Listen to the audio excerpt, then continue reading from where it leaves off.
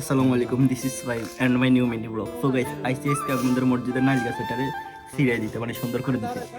কে সিরিয়াই দিতেছে, কিভাবে সিরিয়াই দিতেছে, আজকে সব ভিডিও আপনাদেরকে দেখাবো। যেহেতু আমি দোতলার মধ্যে আছি, মজা লাগে দেখেন। সো গাইস, আসলে সবকিছুরই একটা সৌন্দর্য আছে। সো গাইস, আসলে এই গাছটা অনেকদিন যাবত ধরে এই অবস্থা একদম বঞ্জাবিলের মতো হয়ে রয়েছে। তারপরে আমরা যাই টোকাই নিয়ে আইলাম ইব্রাহিম ভাইরে। ইব্রাহিম ভাই কিন্তু গাছ অনেক ভালো ছিটতে পারে। গাইস, এই হাকি দিয়ে ইব্রাহিম ভাই আমারে কইতে আছে, আমি তো জানি তুই এনে কোনো অকারণ গড়াইতে আইছস। কইলাম ভাই মানে অকারণ মানে তো আমি জানি তুই যে এনে ভিডিও করতে আইছত।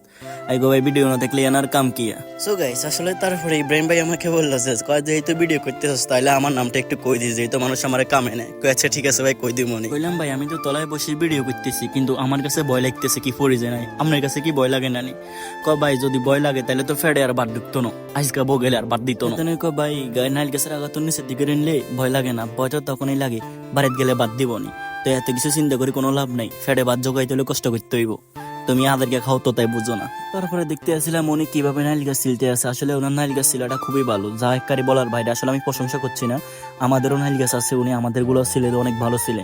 উনি নাইল গাছ অনেক ভালো ছিলতে পারে। তো আপনারা যারা নাইল গাছ ছিলবেন ওনারে খোঁজ করে নিয়ে যাবেন। বললাম ভাই নাইল গাছ ছিলতে তো কষ্ট আছে, তো কি আপনার কাছে কষ্ট লাগে না? তারপরে উনি যেটা বলছে এটা শুনে আসলে বোঝার কিছু বিষয় আছে, যেটা আমি আপনাদেরকে বলতেছি। উনি কি বলছে?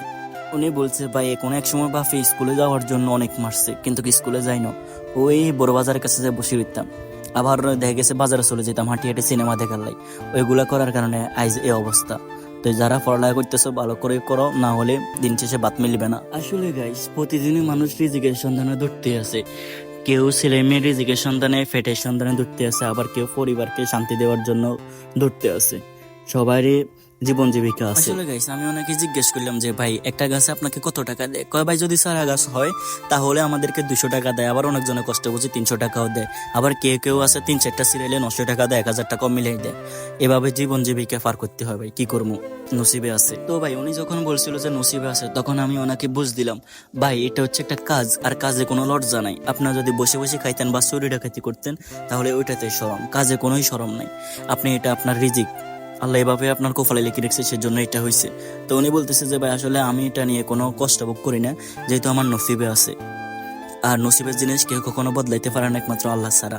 সবারই ভাই দিনকাল চেঞ্জ হবে, হয়তো 5 বছর পরে, নয়তো 5 বছর আগে, এরকমই। আসলে ভাই উনি কিন্তু এক কাজের সাথে লেগে থাকে না যে শুধু গাছ ছিঁড়ে, উনি বিভিন্ন কাজ করে থাকে ঘরের। যেমন আপনার ঘরের বেড়াটারা বাঁধতে পারে এবং ঘরের চালের উপরে তেরফাল দিতে পারে, সব ধরনের কাজ পারে। আপনারা যারা সব ধরনের কাজ প্রয়োজন, বাড়ির বেড়াটেরা যা দিতে চান উনি সব কাজ পারে, একদম অল এভরিথিং আপনাদের জন্য একদম সব কাজ উনি করে দিবে।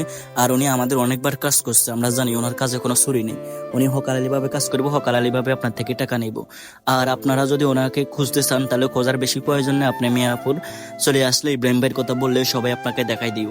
ওনার বাড়ি মিয়াপুরে। তো এই সবাই ভালো থাকবে আর ওনার জন্য দোয়া করবেন, যেহেতু উনি এইভাবে গাছে উঠে কাজ করতে পারে, যেহেতু আল্লাহ ওনার হঠাৎ ভালো রাখে। মানুষটা অনেক ভালো, অনেক কথা করছে আমার সাথে, যা বলার বাইরে। আসলে উনি এটাও বলছিল যে ভাই যদি একদিন বসেই থাকি কেউ আমাকে 10 টাকা দিবে না, একজনের কাজ কদর করে দিতে পারলে সে আমার 10 টাকা দিব, আর সেই জায়গায় 10 টাকা দিব কিন্তু আমার মুখ চাই দিবে না, অবশ্যই আমি তাকে কাজ দেখাইতে হবে। তো ইব্রাহিম ভাইয়ের কথা আর কি বলবো, উনি আসলে অনেক ভালো মনের মানুষ। আর ছেলে মেয়ের রিজিকের সন্ধানে সবাই প্রতিদিন দৌড়াইতে থাকে। ব্যাপারটা এমন না যে আপনি একটা চেয়ারে বসে বসে ইনকাম করতেছেন। আসলে ওনার লাই সবাই দোয়া করবেন, আর বললাম না কিছু।